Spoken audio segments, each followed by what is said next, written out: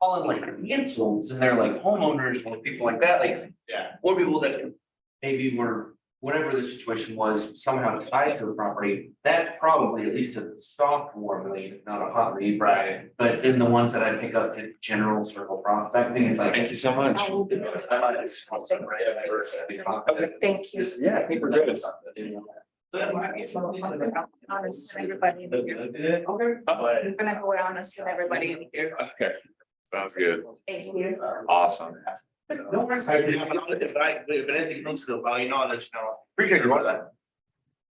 I'm gonna give everybody about 2 more minutes to get in here and then we'll get started. Got some good Chick-fil-A in the back, little light breakfast to get everybody going. Wait, before no one else touch it, somebody get right after. It is for everyone. Jerry is carried, right? That's right. See, I grew up with all boys, so there's no names on nothing. If it's there, it's available.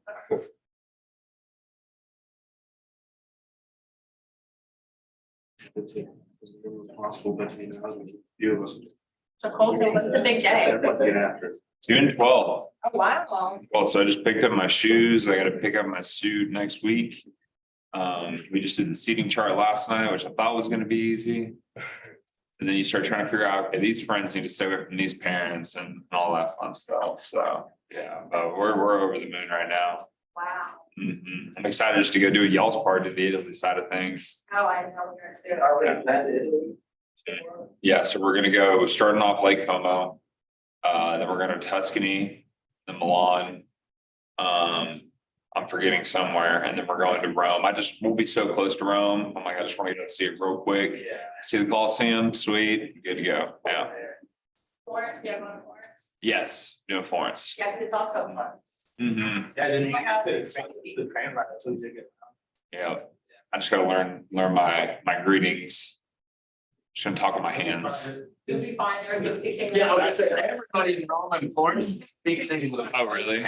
There are just English, like English or American people that are like, hey, our country sucks, let's go move to Rome. Like. If I don't said that, I would have walked up and been like, two, and they'd have been like, what do you want to eat? You know? Awesome. If you're ever lost, even if you don't smoke cigarettes, just ask them for a cigarette. They love giving people cigarettes. It's that's like. I was not a smoker before I went to, I'm not anymore, but in college, when I went to visit, I was like, everyone told me, hey, if you're lost, because I had 2 days by myself in Rome, and they're like, get lost, just ask any random person for a cigarette and they'll just chat you up. And I was like, wait, for real? Like, yeah. And I was like, hey, can I have a cig? And they're like, yeah, hey, honey, what's going on? You need something? So before we get started, I want everybody just real quick, say your name and how long you've been with Keller Williams and how long you've been in real estate, if it's been longer than with Keller Williams. Start with Scott. I wanted to make sure he took a bite before I asked him. Yeah, my name is Scott Logan. Doing KW now, hard to believe going on my 4th year this year. But yeah, it's great here. I don't know where else I want to be. I'm J.D. Molina. I've been with KW for 2.5 years and I love it. I'm Randy Smith. I've been with KW. February 1st. Hey, nice. I'm Zach Luker. I've been with KW for a little over a year. March was a year for me. On by. Yep. Yeah. Carter House, I've been with KW and as a realtor altogether for just under 2 years now. Tarsus Day, I've been with KW for 3 weeks, but I was a realtor before. Awesome. We're at. So I was with Halo for about 1.5 years. Okay. And then I stopped because I had babies. Oh, I just felt like- congratulations. Thanks. Yeah, that's awesome. So you're almost rounding on 2 years altogether. Nice. So very good. Well, for us, before I get started, my name is Colton Chase. I'm here with Empower Lending. I know a bunch of y'all are going to see me in this marketplace if you haven't already. I'm always in the ALC meetings, team meetings, providing market updates. And my office is right there across from the bathrooms conveniently. And then our actual entire branch is actually right across the street. We share a parking lot. So even if I'm not in here, y'all have tons of tools just right across the parking lot to make sure all y'all's services being met. So one thing that we do is I like to try and teach 2 classes a month. One class is going to be very heavy, mortgage related, very nerdy, 101 numbers, X, Y's, and Z's. And then the other one I like to try and actually dive more into, okay, what is some value that I can bring to the marketplace specifically around you growing your business? Because Again, as fun as real estate is, this is a very serious business. For a lot of people, we forget that this is their biggest transaction of their life. It's because we're so conditioned to it every day, right? So this class is going to be specifically on motivating buyers and sellers. Before I get started, I'm a big motivational person. Like I love listening to them when I work out, when I'm just meditating. If I can have any time where I can try and just get that energy, that good feeling, because I don't have that coach in my ear every day. I love to do it. So this is actually one of my favorite people, but this is an iconic motivational speech that he gave, and we're going to kick it off with this. If you haven't heard of Eric Thomas, you're going to remember his name. He's super intense, and I endorse all of his products. They're awesome. So if you want to make 6 figures, you can't just be talking about you want to make 6 figures. You hear what I'm saying to you tonight?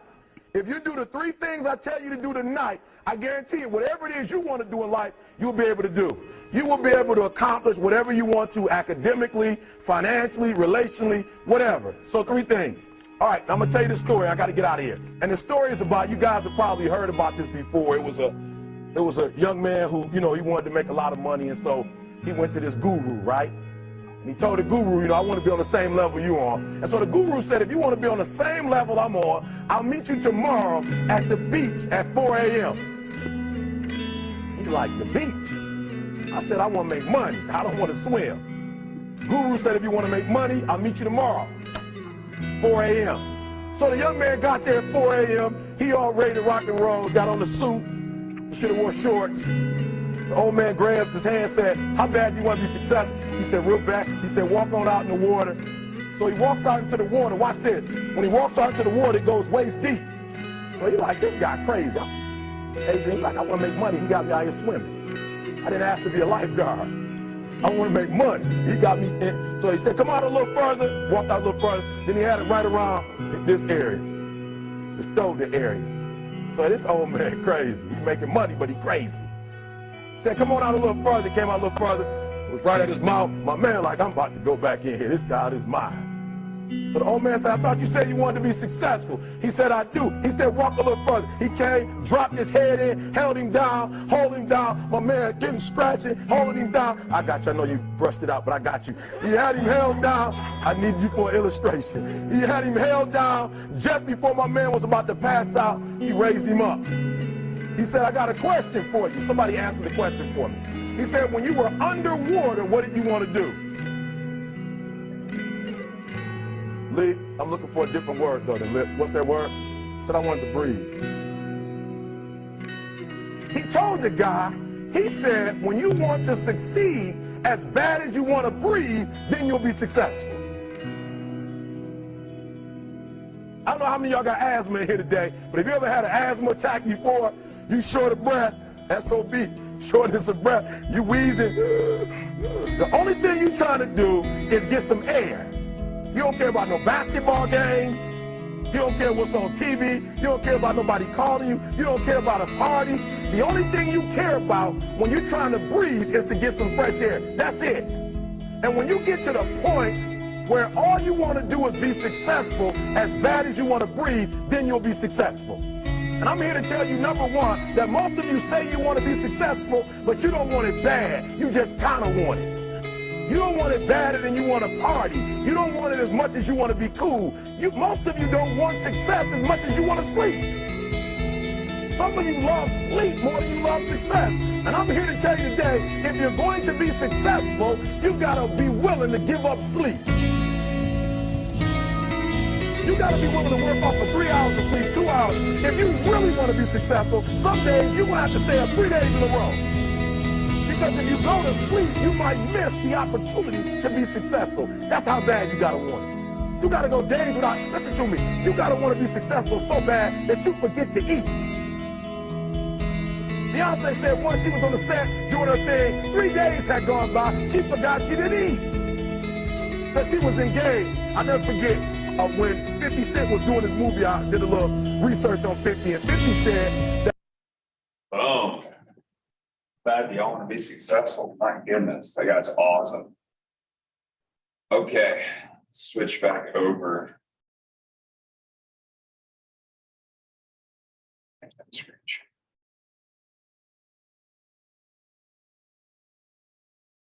Awesome. Awesome, awesome, awesome. What do we get from that video? Anything? Any takeaways? Got?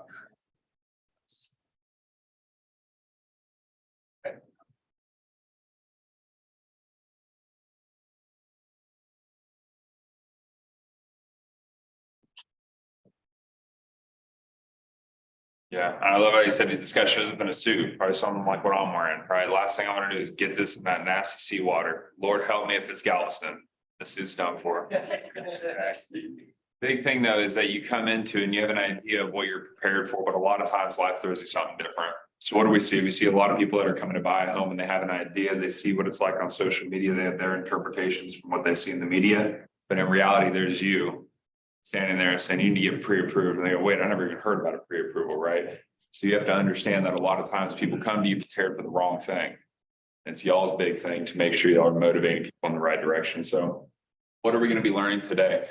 So what we're going to learn today is identifying who we're talking to. We're going to know how to find someone's why very quickly, how to frame a conversation, handling a lot of these objections that I'm sure y'all are getting right now, how we're going to turn fear into motivation. How are we going to locate hurdles and provide solutions that cover blind spots? So problems that they don't even know could come, and how do we make sure that we give them the assurance that we'll be able to help them with that? And lastly, data is our friend, not food.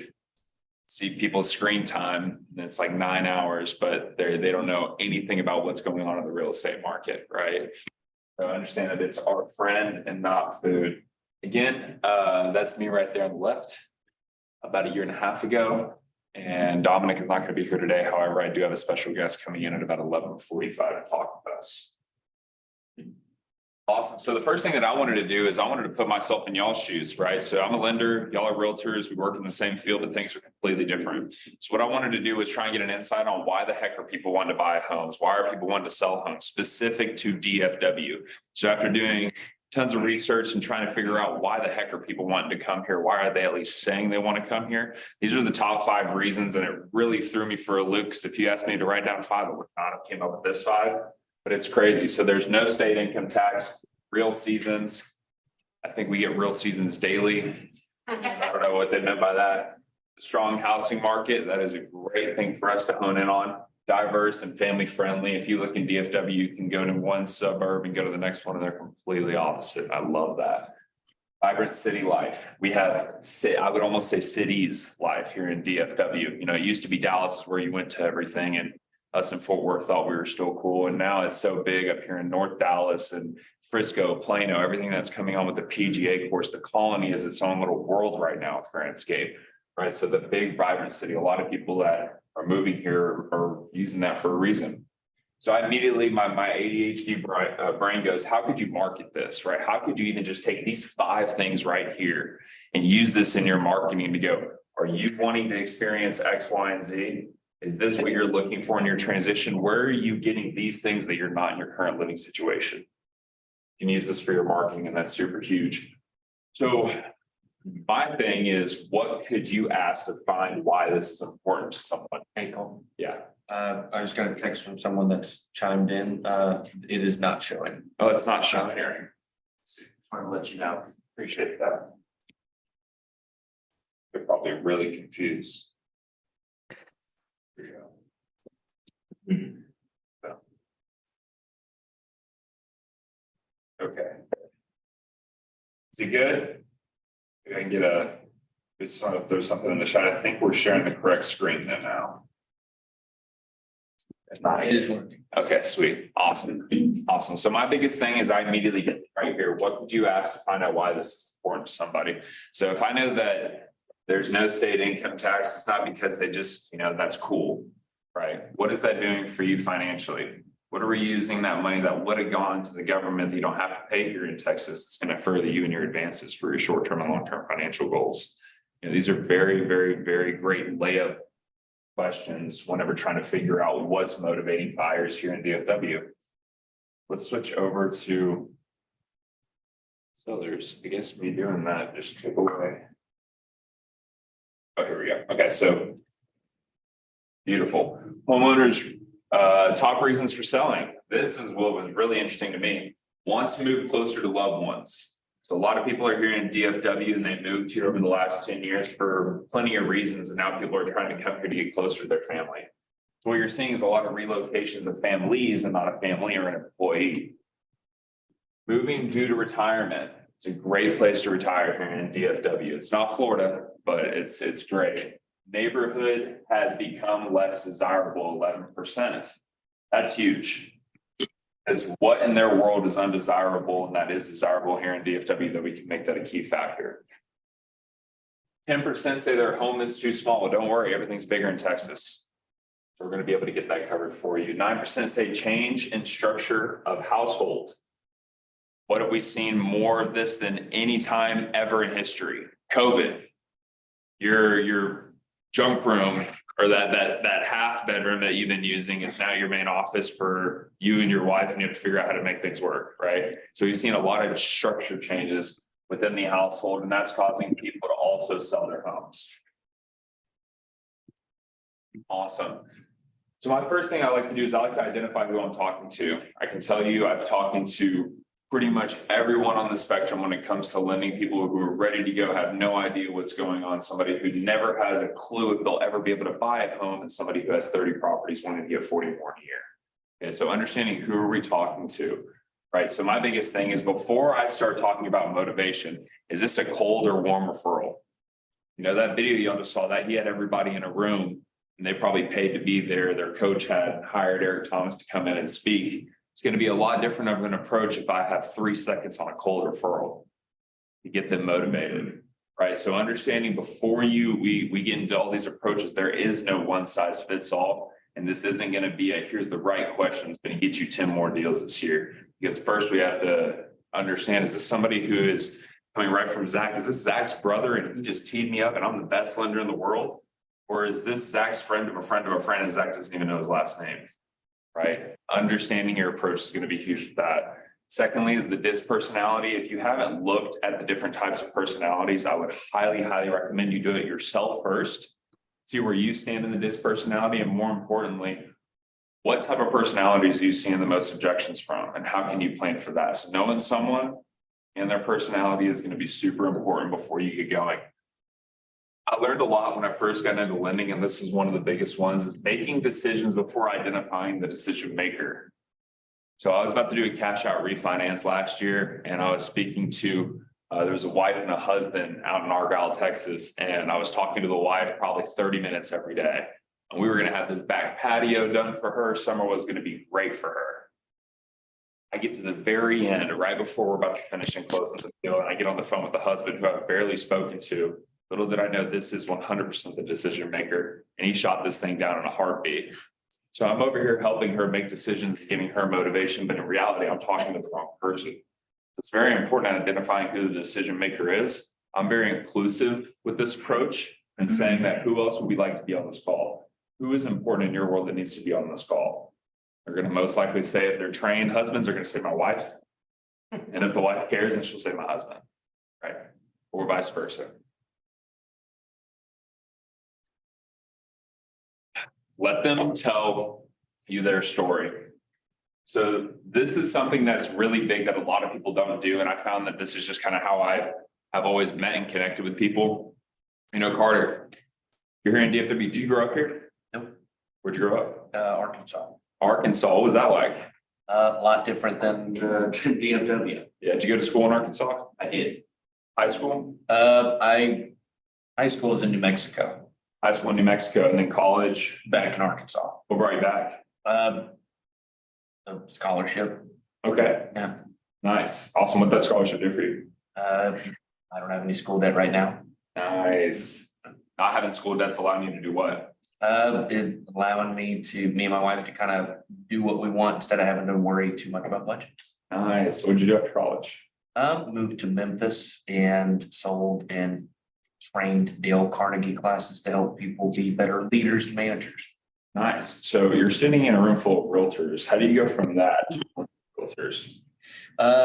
Your wife gets a better job and hates Memphis until you move to Dallas. Got it. So I would say that it's fair that you place a lot of value in your relationship with her. Oh, yeah. It sounds like her environment also dictates some of your decisions. Oh, yeah. It's about giving and taking in a relationship. I'm learning through engagement. Still getting there. But what I'm trying to say is that I always love to start with, oh, did you grow up here? 90% of the time they didn't. And if they did, sweet. I probably have some connections through me growing up here. But the goal is for me to basically figure out who you are, where are you from? And it's a lot easier for people to start from the very beginning and tell their story. And a lot of times what you'll find is very critical decision moments, right? So you're in New Mexico and you have a scholarship in Arkansas. Why is that scholarship important? What made you make that decision? So you could have probably played football. We played football, right? Yes, but that is not what I got a scholarship for. It was not good enough for that. So let's say academically that you could stay in New Mexico, right? However, this scholarship's allowing you to do that. That is a very, very critical decision for a young person to make. And I'm trying to figure out what made you make what decision, right? So whenever I'm having people kind of tell me their life story, their story, and that was what, a minute? Yeah. I feel like I have a good idea of how you got here. Yeah. I'm listening for these big moments that require critical decisions and how did they handle making their decisions? I have 3 books here today. One is High Trust Selling, one is Pitch Anything, one is Never Split the Difference. I'm going to jump into this one real quick just because I love this book. I've done 2 of his academies and he's amazing. One thing that he noticed as a salesperson for me is the biggest thing for a client was money. But he found out over asking the right questions that it wasn't about money. It was the freedom that money allowed him to have. But what was it about the freedom? The freedom was the time. It's the one thing that's invaluable. So we went from talking about money, freedom, time, and lastly, finding out what would you do with that time if you had it? I would make a difference. Wow. So you're telling me you making this decision is about you making sure that you're making a difference in this world. Way different than having a conversation over like, is this house prettier than that house? It allows these things to be a lot more organic because y'all are on the same wavelength too. More importantly, I know how to serve you. I know that if I'm tired, I know I want to wake up. I need to wake up because Zach wants to make a freaking difference today. I need to make sure that I'm here to help him out.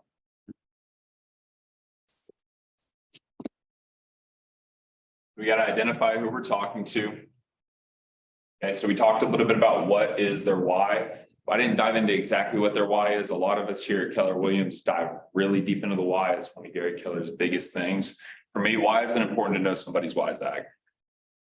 Know them kind of to the core and, their goals to the core, so you can help them best of your ability. Yeah, definitely. It's the one thing that is independent in their working, right? And so for me, I think it's super, super important that it's okay for you to be uncomfortable and take a step back. What I mean by that is, why is it a good time to buy? I get that question every day. Colton, should I buy? Sure. I would never say yes. We're like, what? You have a lead or a referral?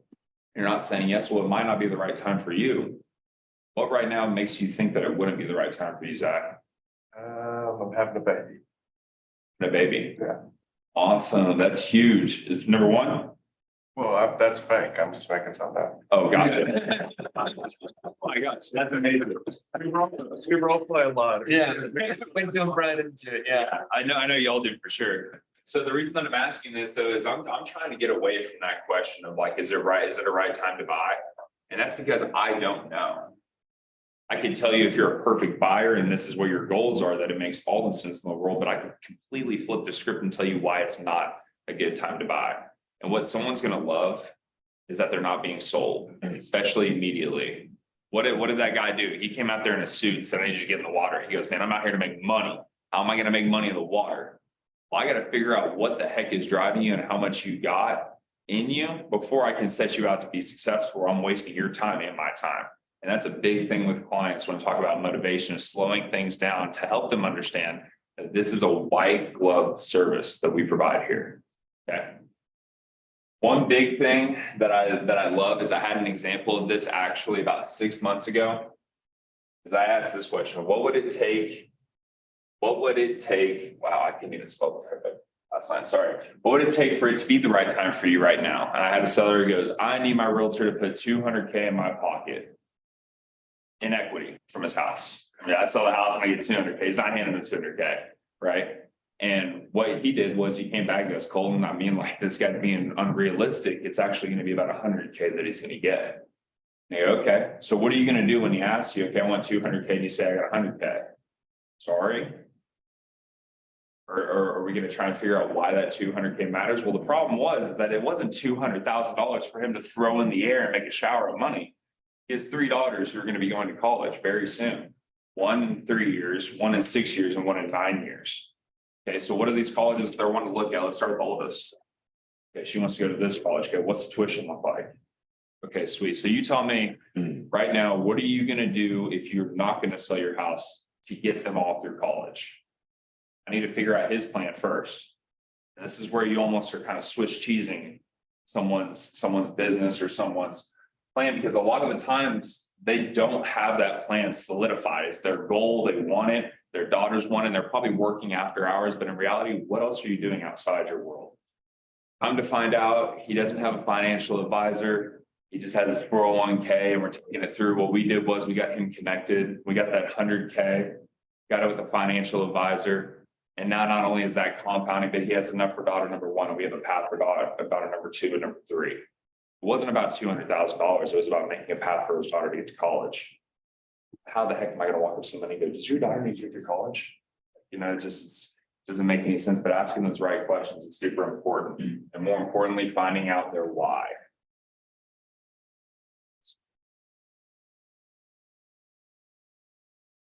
So this is like a little saying that I've came up with. Diagnose before you prescribe. Who here has gone to the doctor? Hopefully everyone, right?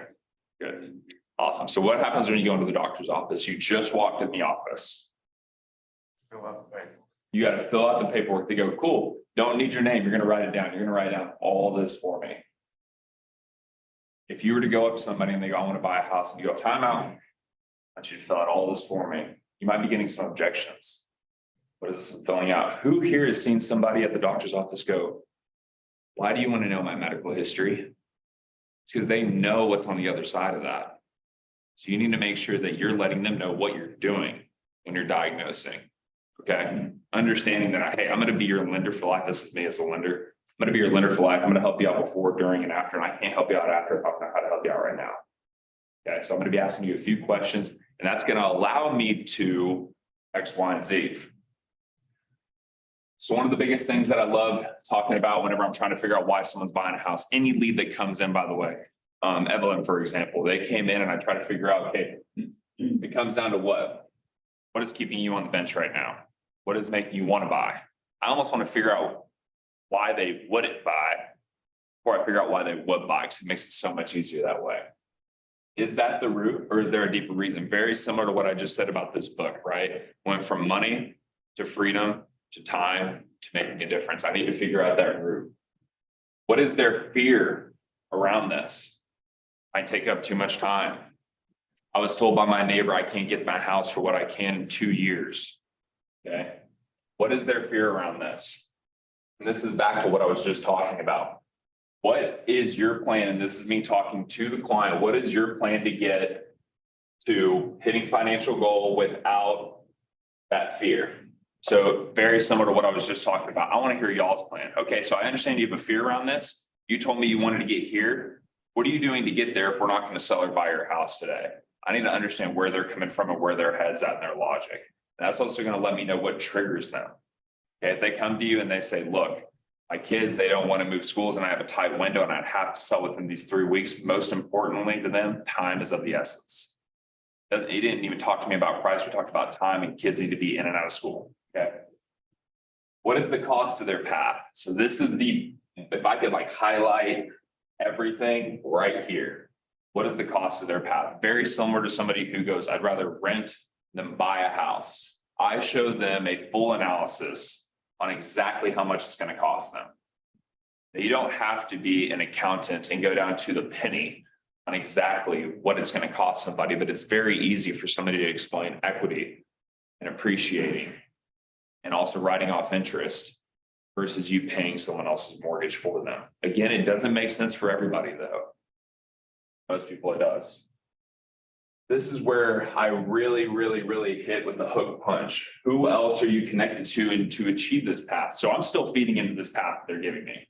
I'm feeding into it. Awesome. So tell me, you can't be a one-man army doing this all by yourself. You have to have somebody helping you, right?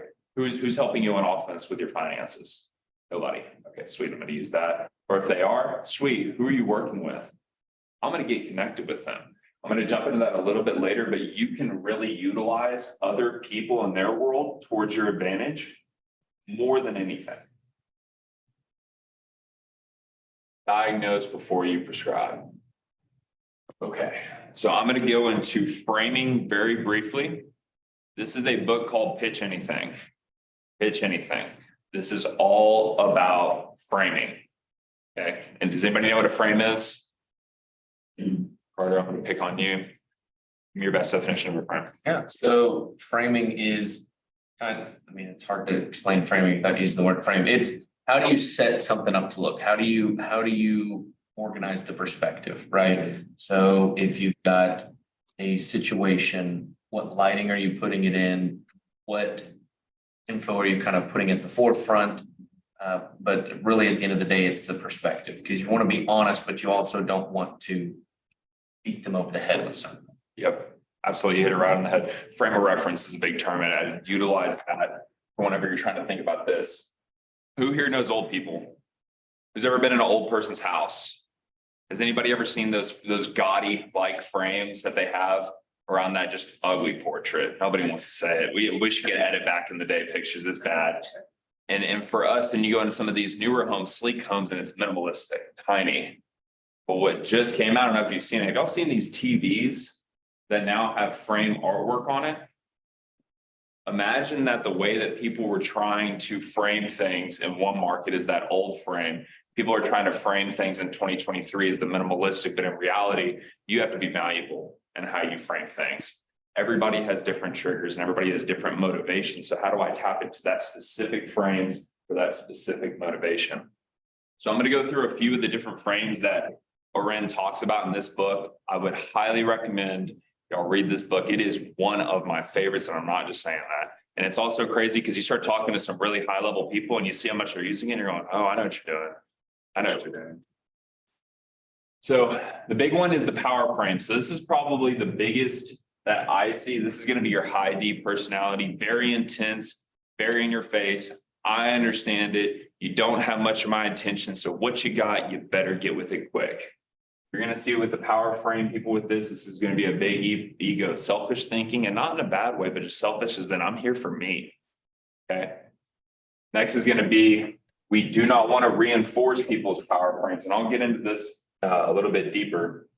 One thing that I love to do with power frame people is I love to use what's called power disruptors. So if I have somebody, and I work with a lot of people out in East Texas, and they are traditional by the book, and they are going to come in and it's going to be a quick conversation. I will do things like bring in a packet, hand it to them, and then actually pull it right back. And actually, you're not ready for this, 1 second. And they're going, what? And they don't even know what's in the packet. I'm completely throwing them off. But the biggest thing that I want to say before I get into frames, there can only be one frame at a time in a conversation. Where two frames collide, one is absorbed by the other. Okay. So if I'm holding a frame and you come in and you collide, only one thing's going to happen. Either we're going to start talking about price, or I'm going to somehow redirect this and frame on top of you. Sounds really confusing. It's super easy. Don't worry. With the power frame, you're going to have a lot of people talking to you in the sense of, okay, I have 10 minutes. We need to go. Let's go. Is there anything else that I need to know before I walk out of here? And you can feel them ready to leave. You can feel them ready to go because they got what they needed. They're going to come in and get what they want really fast. You almost have to slow them down. Hey man, I'm here. I got 20% down. I got to make a mortgage. I bought a house before. I don't need all the strategies. I'm a mortgage coach. Come on, I need to understand that. I forgot your name. I'll just whatever you can do to slow things down and make sure that you're also using power disruptors, in which I would read this book to get it. Use some of their power disruptors are huge. Without disruptors, you will reinforce their frame, similar to kids misbehaving. This is a random analogy I thought of the other day, but with kids, if I have a kid who is acting bad and say, you're not allowed to go outside until you finish your food. They go outside. I have to make sure that they understand that they are not allowed to go outside until they finish their food. If I allow them to go outside before they finish their food, I'm reinforcing that behavior. What is it called whenever you're egging somebody on? You're an enabler. You hear that a lot with parents with kids and dogs. She's the enabler, he's the enabler. You never want to enable somebody who's using power frames on you, ever, because again, you're just going to be getting absorbed by them and you're going to find yourself riding along in a conversation, not knowing they understand half of what we're doing here. Are they actually motivated? You won't get the buy-in that you really want with people who are using power frames unless you slow things down. Taking the frame. Perpetuate a small denial or an act out of some type of defiance. Example, close. So with power frames, I'm not going to go into the other frames as much because they're very self-explanatory, but this one I'm going to take a second for. Whenever I have somebody who, if y'all are on the Zoom, if you could please mute your mic. Thank you. A lot of times whenever I have a client and he'll come to me and he'll explain to me the entire scenario, but it'll be a little bit off. I can either reinforce that and go, yeah, you're right. Except for mine is this, I'll say close. You're close. And they're thinking in their head, why, where am I at? Because they're high D, power frame, they're wanting to go, what do you mean? I will re-explain things exactly the way that I want it. And I can't budge from that. Power frames, they will take any house that has a cookie will want some milk. Okay, they are gonna want to take over that conversation. One big thing that you'll see on this is if you ever watch these government committee investigation hearings. Perfect example is when Hillary had her emails leaked and they were investigating her. Every single person, power frames. Go watch how she responds. She completely starts from a blank scratch of paper as if they didn't even ask a question. And she's holding the frame the entire time. It's very impressive. We're going to go through some more frames briefly, real quick. Analytical frame. So regardless of any of these frames, you got to have data to back yourself up. With this, separating technical and detailed material from your presentation. So I have somebody who is talking to me and we're at the very end of our presentation and they hit me with an analytical frame. Yeah, but how much business do y'all do? Yeah, well, we do about $80 million. This is just $80 million in loans every single year. And I'm here to serve the community. And here's some of the numbers that I'm able to do that. But before we get into that, am I a good fit for you? I'm taking away that analytical frame from them. Time frame. I set time frames for pretty much every single encounter that I have, except for when Scott comes by my office, I'll never tell him no. But with that, typically when somebody comes in, I'll let them know at the very beginning, hey, I have 2 minutes to talk. I have 3 minutes to talk. I have 4, 5, 10. I let them know before because that's going to let them know it's game time. We got to get to talking. And it's very, very important whenever you're talking to people and putting these time frames because it's going to allow them to pay more attention to you. Okay, this guy said he has 2 minutes. He's going to have 120 seconds of my undivided attention. So that's all I'm going to get. And it's super, super important to make sure that you're using this to the value at which you hold yourself. If y'all have people saying they're going to meet you at a house and you're there for an hour waiting, how are you going to motivate this person because they're running all over you? You are living in their frame. Okay. So one thing I like on this is Chick-fil-A on Sundays. Are people protesting about Chick-fil-A on Sundays? No. It's right there in the back. We'll get it on Monday. We'll get it on Monday because they set the time frame. We understand that. Prize frame. You are the prize, you are the prize, you are the prize.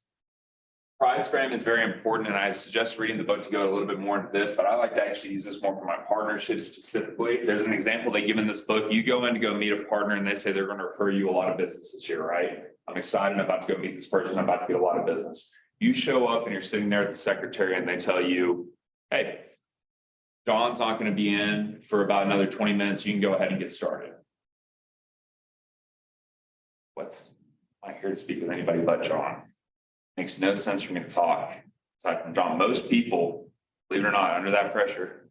Okay, yeah, we'll get John caught up whenever we get there. No, absolutely not. I'm out. I'm about to bring y'all something really big and revolutionary to y'all's business. Enough for me to take time out of my day. Out of respect for y'all, I'm going to give John about 15 minutes and then I'm going to leave. Terrifying to say that. And when I was reading this book at like 22 years old, I was like, I'm never going to tell somebody that. Heck no. But what you realize is that you are the prize and things will continue to move forward just as you expect. And you might miss that meeting, but they're gonna definitely call you back, or someone's gonna go run and find John and say, John, this guy's gonna leave. If you're not here, figure it out. Complete 180 degree on that. Understand that you are the prize throughout this transaction. Awesome. Never splitting the difference. So this is huge with motivation. What do I mean by never split the difference? I'm just randomly asking. What do I mean by never splitting the difference?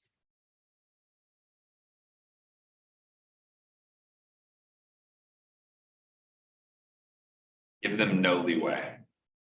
This is the way you run your business. This is the way I run myself and me as a person. Okay, and I can't vary from that.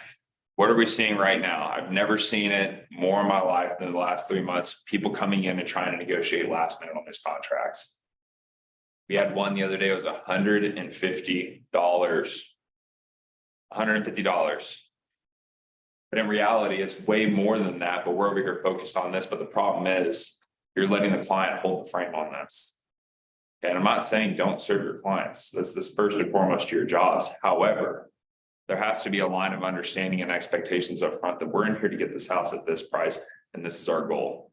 Just because somebody down the street got this doesn't mean things are going to be changing, because this is how I run my business. Now, you came to me and you wanted X, Y, and Z. We got you to this position and we're so excited to get you closed. Can you help me understand how this is going to be able to hurt us from getting that prize? Use the prize frame. Okay, so really, really important on never splitting the difference. In my opinion, I just think that y'all work way too hard to get paid less, personally. So with the correct frame and the correct solution, you do not need to abandon your plan. And what I mean by that is don't abandon your commissions. Know your value and keep them focused. Keep them super, super focused. If you can feel them waning out, in the conversation right there. Don't try to just throw a lot of it last minute. Oh, by the way, look, in the conversation, you come back fresh. Tie downs, tie down everything. What do I mean by tie downs? Anybody know what tie downs are? So there are various kind of like pattern tools to be able to emphasize something you've said, tie something into a thought so that when they remember to think about it, or just to kind of guide the conversation based on your tones. Yeah, tie downs. Did I explain that well? I didn't explain anything, but that's a tie down question, right? Did I explain that well? Do you understand? Right? Okay. Do you have any questions around that? Did I explain that well? Is one of my favorites. I use that too much. It's weird because our whole office uses this. We have these weird conversations. With that though, it's super important. Like for example, whenever you're talking to a client, you say, what do you think that I do as a realtor? What do you think that I do? Okay. What would you like to see in a realtor? Where could I wrong you to where I lose you as a realtor? I literally have a buffet for me to pick and go, okay, so if I do X, Y, and Z, and I don't do X, Y, and Z, is there any reason that I'm not your person helping you find your dream home? That's a tie down question right there. That's just a grand slam. And it's super important. What I did there too is I actually addressed the negative. We're going to go over that in a little bit. Everybody wants to address the positive. We're getting crazy homes. This is awesome. DFW market's insane. You want to get in it? There's reality and there's bad times, and we have to be able to address those. You're not going to be human and they're going to feel sold. Tie downs are super important. I would tie down every single thing. A little analogy that I have is you brought the boat literally all the way to the dock. You explain to them every single thing. Y'all are sitting there with the contract and you don't tie down the boat. How hard is it to tie down the boat when you're already at the dock versus it going back out to sea? It's going to be 10 times harder, much less will they even remember. Identifying blind spots, conditional arguments. This is huge with motivation. This is probably one of my biggest things out of all of this that I use in my practice. And conditional arguments and logic basically is if-then sentences. Okay, so I'm going to go through 3 paths with you, and I go through the good, the bad, and the ugly, because more importantly, I need to address their biggest fear. We're just talking about fears and understanding what scares people and what's keeping people from buying houses. Okay, now how do we start to address this fear? Let's go through a worst case scenario. I do that with every single client, a worst case scenario, because in that worst case, you too have to have a plan to let them know that you have a plan. If they come to you and they tell you that, hey, I don't want to buy a house because I'm scared of all these things, and you say, you know what, that's a great point, and there is a probability of that happening, they're going, wait, time out, what? guy was supposed to be selling me on buying a house and signing this buyer's agreement right now, okay? But in reality, you're gonna show them exactly what that worst case is and how you're gonna build coverage where you can. That's gonna be where you're gonna separate yourself and take somebody going, okay, he did address that is a possibility. He does have all these coverages. Then you ask the most golden question in the world, what else? What else? What else is keeping us? What else are we scared of? And you just keep working through it. More importantly, it's okay to also not have these if-thens on the fly. One thing where you could really hurt yourself when motivating a client is having incorrect conditional arguments. Just where you say, okay, well, if this happens, then we'll just go to the next house. You know, you don't want those bad case scenarios to really be that bad unless they are. Okay, so don't shoot yourself in the foot by overthrowing yourself out with if-then statements, but they must know the good, bad, and the ugly. Building coverage, data. Data is one of y'all's biggest friends. Y'all are so blessed being at Keller Williams Plano. Y'all have everything here from the data that Denton puts out, that Jill puts out. Y'all have chart masters. That stuff is out of this world. It's crazy. So if I have somebody who says, I don't want to sell my house because the guy down the street got it for 424. I want to sell mine for 450, and there's zero chance of that happening. What did they list it at? Well, what does it matter what they listed it at? You know what? A lot of people actually expect that exact thing, but it's not the case. Believe it or not, where you list this house is actually going to probably be one of the biggest derivatives of where you're going to get that offer accepted. So where did they list that price?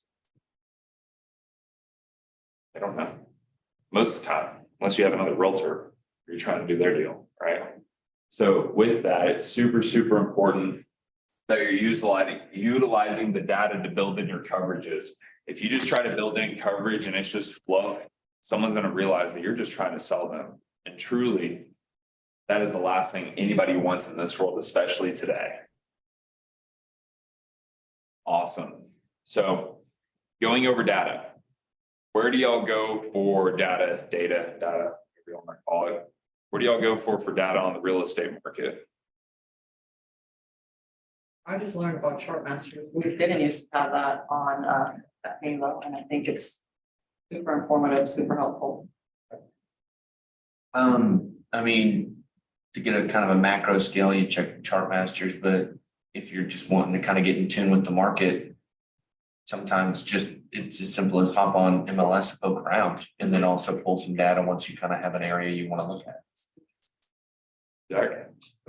Chicago Title, they send DFW like weekly stats emails. So I keep up weekly, and then Chartmasters monthly.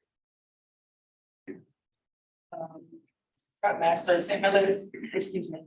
Chartmasters, MLS, like this one. Scott? I did that Chicago Title too. Good. What about you, Betty? Chicago and you and. Absolutely. So one thing I want y'all to know is that I do not come out of thin air with all my market updates. I do not go home and actually go survey these people.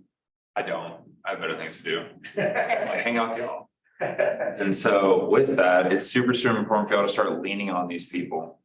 What I mean by leaning on them, lean on Chicago Title. Ask even more questions. Lean on us. What are you seeing in the market? What's a good way that I could pitch to a client X, Y, and Z? What is the best way, Colton, that I could help motivate a client on this social media post with X, Y, and Z? Going to a financial advisor and saying, if I were to just take a client and I were just to have them sell their house and throw you $200K in equity, what would your advice to them be? Yeah, how do I format that? Right? Because that's not even coming from me, it's coming from a financial advisor. What about a CPA? Why is it important for you to buy a house if you're running someone's taxes? Why is it important for them to own a home? Get this information. What are you seeing right now changing in the market? I'll talk to financial advisors. What are you seeing? What are you seeing? What are you saying? Tell me. Because they're the ones who are going to be able to help put more tools in your tool belt. Nothing's better than when somebody goes, I need to call somebody for this, and you already have the answer. The best. And so I highly, highly recommend y'all use that. There's even like Mortgage News Daily is an app, and they come out with like 4 articles a day. And that at least explains Mortgage News Daily. It's an app. Their rates on there are a little bit far-fetched, but I wish they were true. But but they're pretty good. Getting financial advisors, CPAs in the game mid-encounter. This is something that a lot of people are scared of doing, and I don't know why. I kind of do know why, but what I mean by that is if I have a client who's wanting, y'all have a client who's wanting to sell a home and they want to get that return that we were talking about, $200,000. And you look at the comps, you've done your extensive research and you can't find a way to get it past 120,000. Okay, so if they're working with a financial advisor, in which ideally, remember at the very beginning, we're identifying who we're talking to, we're trying to figure out who's in their world. Say if I have Zach and I know that a guy named Craig is his financial advisor, I'm probably going to reach out to Craig and go, hey, Craig, Zach here. Just wanted to let you know that I'm actually working with John Smith and Jane Doe, and I'm so excited to work with them because here's what they're wanting to do. Before I go ahead and start taking a whole look and getting them all excited, tell me a little bit about what I should be looking out for when it comes to their finances. And then they get a phone call from their financial advisor, your realtor just talked to me, and I'm so excited for you to go with them. I told them that y'all are good in X, Y, and Z. That's almost like mom and dad telling you can go play for a lot of people. They're going, okay, actually we're good, right? Because then again, they're only taking whatever interpretation from their advisors. You getting them in the game is super huge, especially CPAs. And if they don't have somebody, great way to get a referral in. Books that I mentioned, I just wanted to put them up here one more time. Never Split the Difference. So this one right here, he was the top FBI hostage negotiator in the world. He is insane. And he's so good about showing you how he never split the difference. And he would take somebody who has human hostages. Think about that. Think about the value in that room. Human hostages. And with the power of a phone, get everything out of there and never splitting the difference. Great book. Second book, High Trust Selling. So this is Todd Duncan. Again, I've done this sales academy like 3 times. Just got back from Palm Springs recently with this. It was absolutely amazing. This is super, super important. And this is how you're going to not only figure out how to go deep with clients, but with partners and do what's called the high trust interview. You can nail down the high trust interview in this book. Your name is going to be up on those boards every single month in meetings. Lastly, again, pitch anything. If you want to figure out how to attack things and be a Swiss Army knife on the phone, this is going to be the book for you.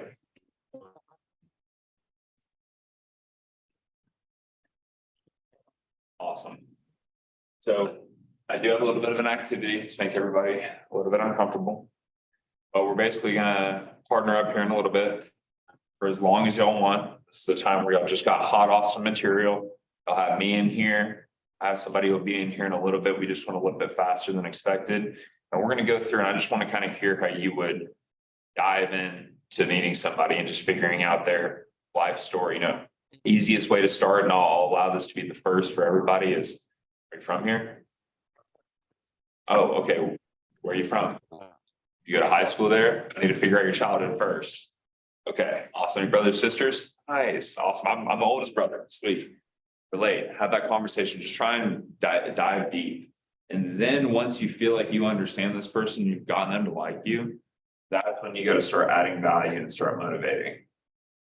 Awesome. So tell me a little bit about your living situation. Are you in a home with your kids? You're in an apartment. Oh, nice. Is it for like location? I know apartments are really big for people who are working downtown. Like I was living downtown, I was working in an apartment, but why? Easy questions. Just try and practice this as much as possible. Before we jump into this, I wanted to open the floor to any questions that y'all may have. Try to jam pack this in. Sorry, Eric Thomas just had me motivated at the very beginning of this myself. So what questions do y'all have for me?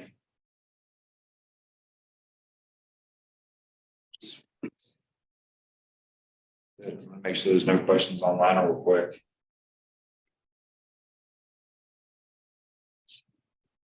Okay. Sweet. So what I'd like for everybody to do is pair up, and I'm going to scroll back to the top reasons people are selling and top reasons people are buying. Raise the hands who's working with more buyers rather than sellers. Easy, we're going to use that slide. Awesome.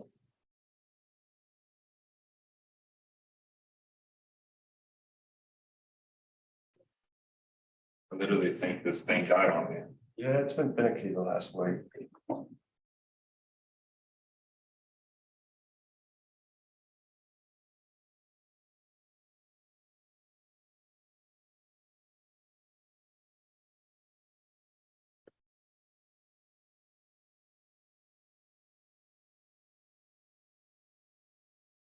Awesome. So everybody's gonna partner up. Real quick.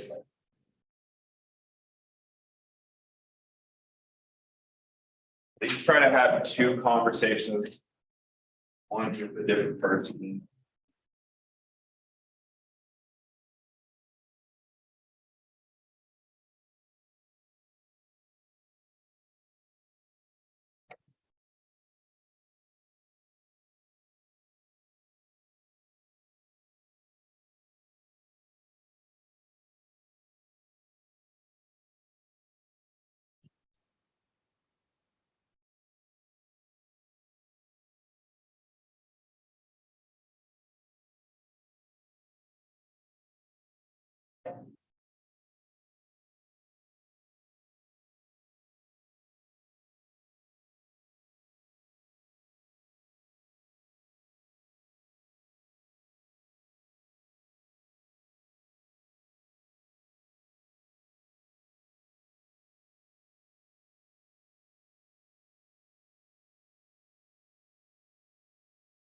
Awesome. So in this conversation, it's gonna be ideally like 1 to 2 minutes. Y'all saw how quick I did it with Carter. Just figure out who they are. Eventually, once you have an idea of exactly where they are and how they got to you, figure out what their current living situation is, and y'all can be completely free to be Brad Pitt and Angelina Jolie and make up whatever scenarios y'all want. There's no wrong answers. Ask them what their fears are around this, address that up front. And then utilize their fears, their living situations, and their past experiences, turn that into motivation. Okay? Sound pretty easy? Sweet. Go ahead and break up and jump into this. I'll just kind of be roaming around this thing. You know,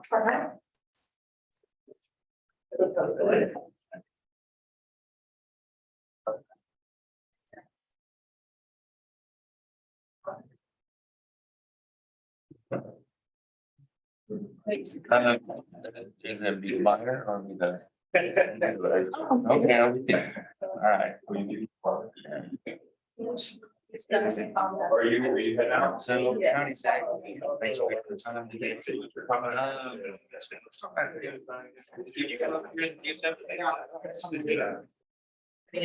Where are you? Fears. It does, I've not spent a lot of time in Mount Pleasant myself, I'm also not be a smart, so. Big cities, big. How long has it been? Okay, and do you guys? We'd love to own. Really good. You know, so.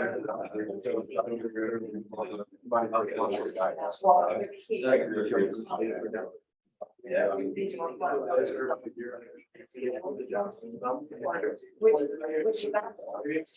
Like be able to start making moves, take the bacon.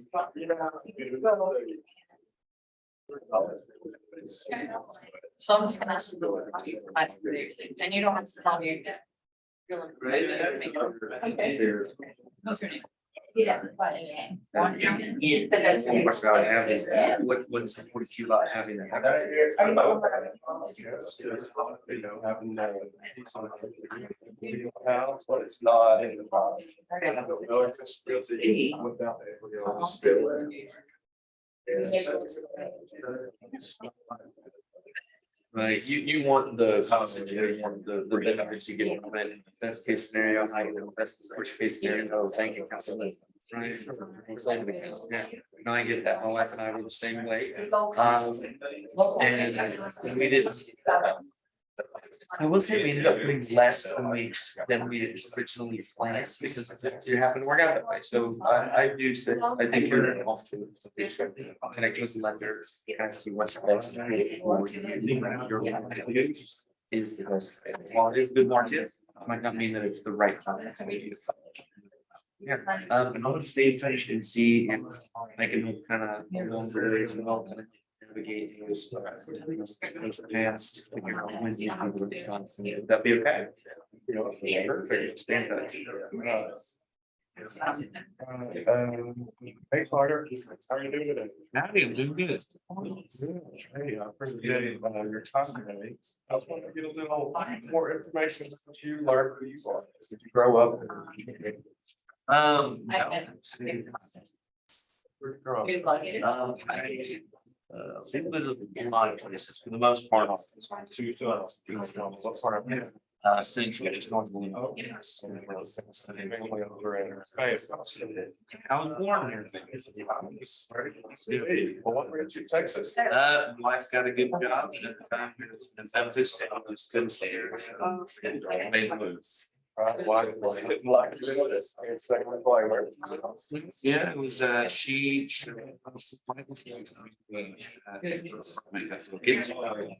Then she moved in with me. There. Get away. So. It's Then she was like on. That's how it is, you know. The ice. Most time. Growing up, so let's see where I'm seeing. All that. Yeah.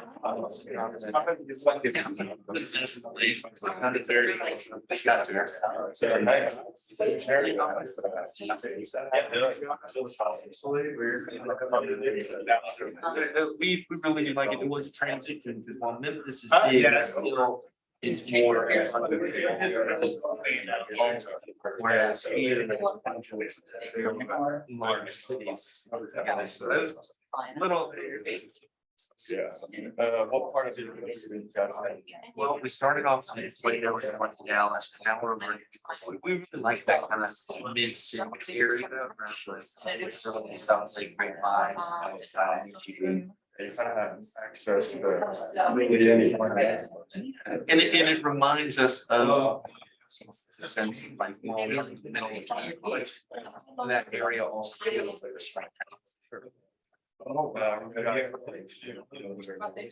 Maybe.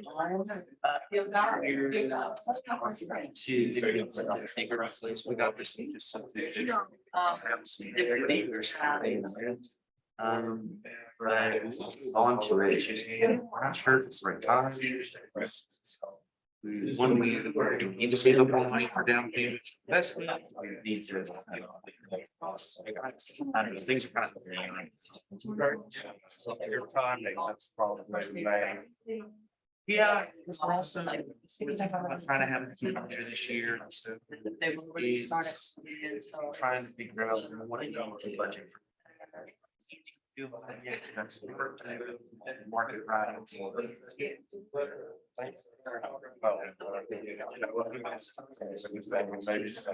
Life changes coming up. That's the only thing.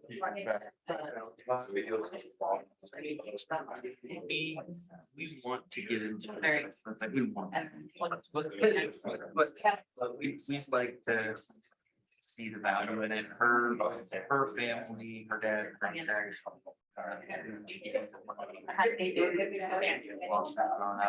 My grandfather.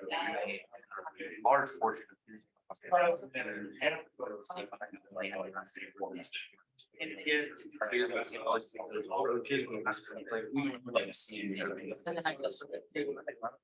Loves to take part of this.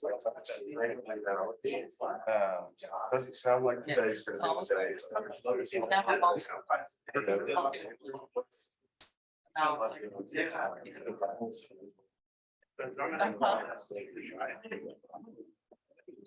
You want to that looks like just sort of like kind of there's something, because that's the other piece. We didn't really know how to deal with the.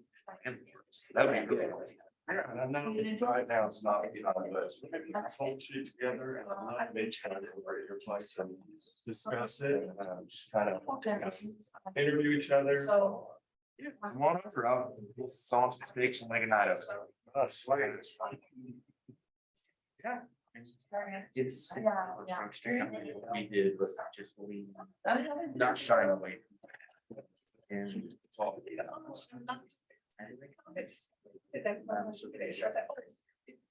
Think I'm gonna love that. Good. Great. Sounds great.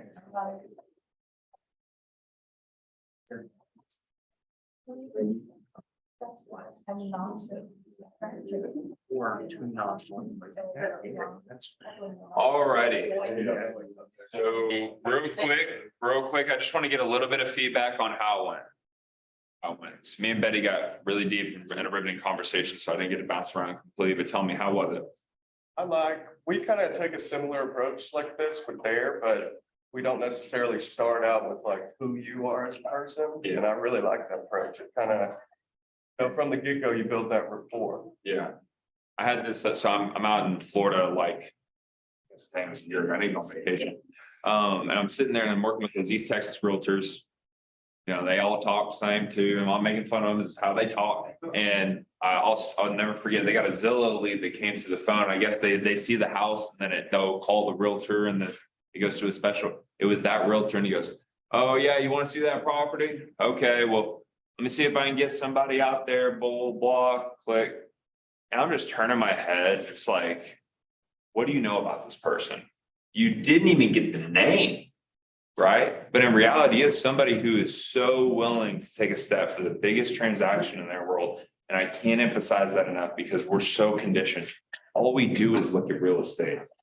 All we do is talk numbers and go show houses and show ones that are way bigger than others. But at the end of the day, I have a guy the other day who called me and said, hey man, I've been saving up 20% because my parents told me to. He's 29 years old. So excited to go buy a house, but he's absolutely terrified. And he said that because he's vulnerable with me, but he probably went to his realtor and was like, let's go, let's go. But it's okay to take a step back sometimes. I'm not saying delay closing a deal, but a lot of times those simple questions that you're prefacing up front can allow you to have the validation and more importantly, the trust that you're going to be the person to help them out. And more importantly, when problems arise, you're the person. Right. So like what else? Last little thought, I want to hear more, but whenever we're talking about the good, the bad, and the ugly, I never want to know how someone's going to do something good for me. I want to figure out how someone's going to fix something when it goes bad. Okay. So that's why I go to the same dealership every single time. I don't care if it's cheaper at another place because I know that they're going to not only help me get this car, these people take care of me. Whenever I had this issue or that issue, they were able to take care of it. And that's all that matters to me. Life's easy and real estate's easy when we're in 2020 and 2021 and there's a bajillion buyers out there. If you're a seller, right? But when times are tough and what you saw really, I think in 2022, a lot of people kind of looked around and go, holy cow, how am I running my business? The Zillow leads are slowing down. What am I going to do? I got to roll up my sleeves. And now is the time for us to take what we've learned in 2022, that foundation, add some armor to it and just go crush it for the rest of this year. What else? How'd your conversations go? So you should give me a made-up scenario, and to me, the hardest part was turning those fears into motivation. But she said that she wanted a newer house. She lives in Frisco. And time was her biggest fear because she had to get her kids into the new school because they were in between either middle school or high school. And she wanted to move fast before that happened. How fast is the scenario? April to August. April to August. Okay, so it's pretty quick. So in a scenario like that, and this is just an example for everything, when I talk about the motivation and the solution side, it doesn't mean that they say this, here's my solution. There's so many times that I tell clients, and I'll just ask them every single question that they want to know, and I get all that laid out. I go, hey, awesome. You tell me, you don't have to be in the house by tomorrow, right? I go, no. Good. So we have some time. Can I call you tomorrow and I want to review every single one of these things and make sure that there's enough time to answer any other questions? Can I book 30 minutes? Does morning or afternoons work better for you? Awesome. Because what I want to do is I want to take this to X, Y, and Z, or I want to go make sure that here, and I think I have something really cool you're going to want to see here, right? I'm using all these teasers, right? There's something behind the curtain. You just give me until tomorrow, I'll be able to help you out. And they just feel hurt. A lot of times they don't need you to get that solution right then and there. If you don't have the solution, you say, I need till tomorrow, they're not gonna go, oh, you don't know that? Going over to Compass, or no, that's not the case. They're gonna be totally fine with a day or two. So it's great, good stuff, good. What about y'all? I heard y'all laughing back here, that's pretty good. Yeah, Yeah. no, but because same thing with Zach said. we're Not really, we don't do that enough where we ask them about them. Mhm. I think that is a good little touch. Yeah, big companies just saying, hey, so should we meet up tomorrow? Let's meet up, so a lot of the time when we start conversations, we always try to meet up with somebody, because we're on all the hills, sometimes phones aren't enough. You know, talking with somebody, so we always just want to finally. Start letters or not. So, but that's a good touch, and yeah, but it went well, we kind of just talked about like where we're from and then what our peers are. Mhm. You know, I was going back more with her about the peers, like there's always this conception that down payment, like 10%, 20%. A lot of people kind of be thinking that's what it is, but that's not true. There, or kind of like, oh no, there's different ways around that, you know, 5%, additional, you can get +%, so it all depends on your credit and different. Yeah, that's kind of how we would do it. Awesome, yeah. So, I mean, yeah, that is super good. I mean, that could lay up so many questions when someone's asking, you know, oh no, I needed 20%, 10%, you know. It is, that's when you can hit them with the tie down from downtown, you know, so. If you're telling me if I could help show you options that actually were to bring down your down payment, which is what you're looking to do, you and I can set up to connect maybe tomorrow afternoon to review these. I get you connected with this person, and whenever you're hanging up with somebody, my dad, he teaches guys in the auto industry. If I brought him in here, y'all would be out of here in 10 minutes. He teaches sales, or he does sales courses for car dealership salesmen. So that's the sales he gets.